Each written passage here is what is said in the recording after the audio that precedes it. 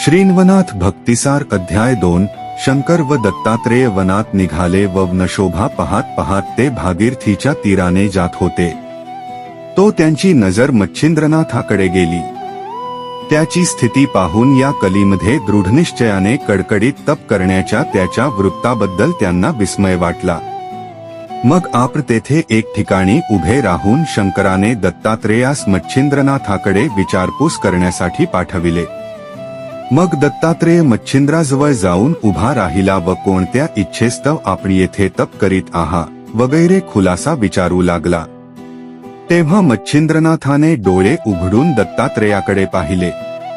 मग मान हलवून नमन करून म्हटले, महाराज, आज मला येथे 12 वर्षे झाली, पण आजपावे तो मी या अरण्यात कोणीच मनुष्य पाहिला नसता आपण आज एकाएकी मला विचारित आहात, त्याअर्थी आप कोण आहात हे प्रथम मला कळवावे व ज्याअर्थी आपले दर्शन झाले आहे त्याअर्थी आपण आता माझी मनोकामना पूर्ण करून जावे। ते ऐकून दत्तात्रेय सांगू लागला, मी अत्री ऋषीचा पुत्र आहे, मला दत्तात्रेय असे म्हणतात। आता तुझी इच्छा काय आहे ती मला सांग। हे ऐकून आज आपली तपश्चर्या फळास येऊन केल्या कर्माचे सार्थक झाले असे मानून व सर्व नेमधर्म सोडून मच्छिंद्राने दत्ताच्या पायांवर मस्तक ठेविले। त्यास प्रेमाचा पाझर सुटल्याने नेत्रातून एकसारखे पाणी वाहू लागले, तेणेकरून दत्ताचे पाय धुतले गेले। नंतर तो दत्तात्रेयास म्हणाला, महाराज, आपण साक्षात भगवान आहात। शंकर, विष्णू व ब्रह्मदेव या तिघांचे रूप एकवटून आपण अवतरला आहात, असे असता माझा विसर तुम्हास पडला तरी कसा? आता माझे सर्व अपराध पोटात घालून माझा अंगीकार करावा। असे बोलून पुन्हा पुन्हा पाया पडू लागला। मग दत्तात्रेयाने त्यास सांगितले की तू चिंता करू नको, तुझ्या मनोकामना पूर्ण होतील। असे बोलून आपला वरदहस्त त्याच्या मस्तकावर ठेविला आणि कानात मंत्राचा उपदेश केला। तेणेकरून मच्छिंद्रनाथाचे अज्ञान तत्काळ निघून गेले व तत्क्षणीच सर्व चराचर ब्रह्ममय दिसू लागले। मग शंकर व विष्णू कोठे आहेत ते मला सांग, असे दत्तात्रेयाने त्यास विचारल्यावर त्याने उत्तर दिले की ईश्वरा वाचून मला दुसरे काही दिसत नाही, सर्व ठिकाणी ईश्वराची व्याप्ती आहे। हे त्याचे भाषण ऐकून व एक भावना झालेली पाहून दत्तात्रेय त्याचा हात धरून त्यास घेऊन जाऊ लागला।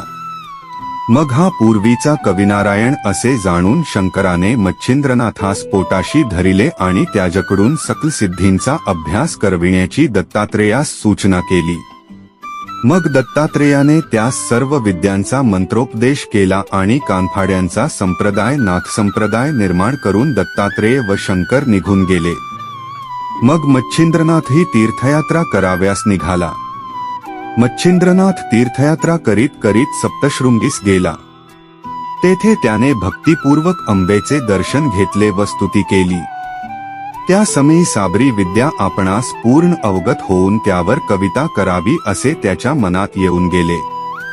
ह्या कवित्वाच्या योगाने लोकांना पुष्कळ फायदा होईल अशी त्याची कल्पना होती, परंतु दैवत अनुकूल झाल्यावाचून कार्यसिद्धी व्हाव्याची नाही अशीही त्याच्या मनात शंका आली।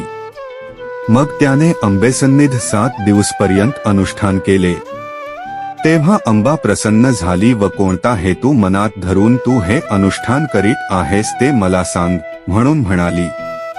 त्याने सांगितले की मातोश्री, साबरी विद्येवर कवित्व करावयाचे माझ्या मनात आले आहे, तरी माझा हेतू पूर्ण होण्यासाठी मला उपाय सांगावा। मच्छिंद्रनाथाचा असा मनोदय जाणून तुझे मनोरथ पूर्ण होतील असा देवीने त्यास आशीर्वाद दिला। मग त्याच्या हातात हात घालून ती त्यास मार्तंड पर्वतावर घेऊन गेली। तेथे एक मोठा वृक्ष होता। तेथे मंत्रोक्त हवन केल्यावर वृक्ष सुवर्णासारखा देदीप्यमान असा त्यास दिसू लागला। तसेच झाडांच्या फांद्यावर नाना दैवते बसली आहेत असेही त्यास दिसू लागले। असा चमत्कार अंबिकेने त्यास दाखविला। ती सर्व दैवते मच्छिंद्रनाथाकडे पाहत होती, पण बोलत चालत नव्हती। नंतर अंबेने त्यास सांगितले की तू आता येथून ब्रह्मगिरीच्या जवळच अंजन पर्वत आहे, त्यावर महाकालीचे स्थान आहे, तेथे जाऊन भगवतीला नमस्कार कर. तेथून दक्षिणेकडे नदीवर जा. तेथे उदकाने भरलेली श्वेतकुंडे दिसतील. त्यातील शुक्लवेल तोडून एक एक कुंडात टाक. ती कुंडे 100 आहेत, पण ज्या ज्या कुंडात तो वेल सजीव दिसेल त्यात स्नान करून उदक प्राशन कर. त्या योगाने तुला मूर्छना होऊ लागल्यास 12 आदित्य स्मरून जप करवा, म्हणजे पुढचा मार्ग दिसेल. नंतर काचेच्या कुपीत तेथील उदक घेऊन 12 आदित्यांचे नामस्मरण करीत वृक्षास घालावे, म्हणजे सर्व दैवते प्रसन्न होऊन वरदान देतील. हा कार्यभाग एका खेपेस झाला तर 6 महिनेपर्यंत अशाच खेपा घालून करावा. दर खेपेस एक एक दैवत प्रसन्न होईल, असे सांगून देवी आपल्या स्थानी गेली. पुढे मच्छिंद्रनाथ अंजन पर्वतावर गेला. तेथे त्याने महाकाळीचे दर्शन घेतले. शुक्लवेल घेऊन कुंडे पाहाव्यास लागला. इतक्यात देवीने सांगितल्याप्रमाणे 100 कुंडे त्याच्या पाहण्यात आली. त्यात त्याने शुक्लवेल टाकिला. पुन्हा परत येऊन पाहू लागला. तो आदित्य नामक कुंडात टाकलेल्या वेलास पाने आलेली दिसली. मग त्याने त्यात स्नान केले व उदक प्राशन करिताच त्यास मूर्छना आली. म्हणून त्याने देवीच्या सांगण्याप्रमाणे 12 आदित्यांच्या नामस्मरणाचा जप चालविला.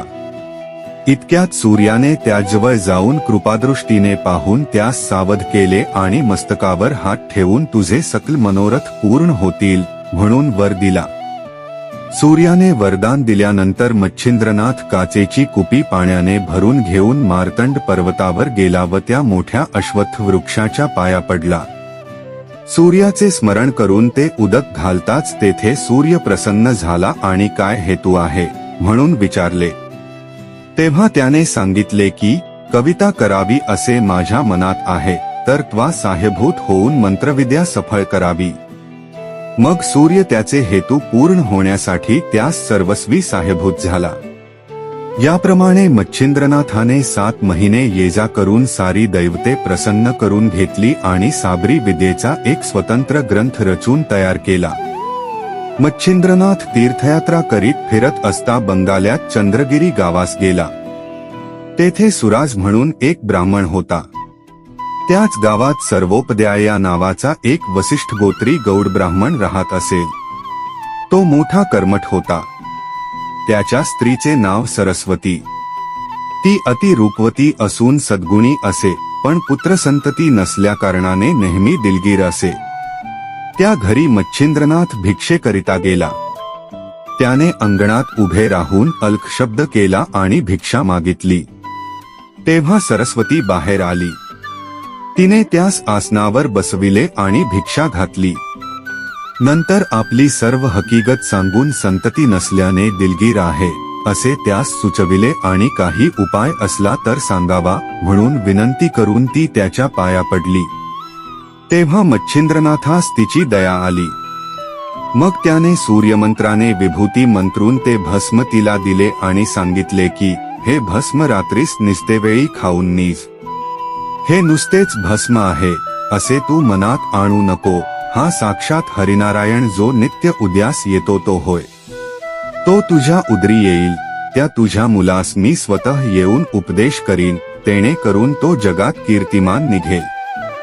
सर्व सिद्धी त्याच्या आज्ञेत राहतील. असे बोलून मच्छिंद्रनाथ जाव्यासाठी उठला असता तुम्ही पुन्हा परत कधी याल म्हणून तिने त्यास विचारले. तेव्हा मी 12 वर्षांनी परत येऊन मुलास उपदेश करीन असे सांगून मच्छिंद्रनाथ निघून गेला. सरस्वतीबाईस भस्म मिळाल्यामुळे अत्यंत हर्ष झाला होता. ती राख तिने आपल्या पदरास बांधून ठेवली. मग ती आनंदाने शेजारणीकडे बसाव्यास गेली. तेथे दुसऱ्याही 5-7 बायका आल्या होत्या व संसारासंबंधी त्यांच्या गोष्टी चालल्या होत्या. त्यावेळी तिनेही आपल्या घरी घडलेला सर्व वृत्तांत त्यास सांगितला आणि त्या कानफोड्या बाबाने सांगितल्याप्रमाणे मी भस्म शेणात खाल्ले असता मला पुत्र होईल काय म्हणून विचारले. तेव्हा एकजणीने तिला सांगितले की त्यात काय आहे, असल्या धुळीने का पोरे होतात, तू अशी कशी त्याच्या नादी लागलीस कोण जाणे, आम्हाला हे चिन्ह नीट दिसत नाही. अशा तऱ्हेने त्या बायांनी तिच्या मनात किंतु भरविल्यामुळे ती हिरमुसले तोंड करून आपल्या घरे गेली व गोठ्याजवळ केरकचरा, शेण वगैरे टाकण्याची जी खांच होती त्या उकिरड्यात तिने ते भस्म टाकून दिले.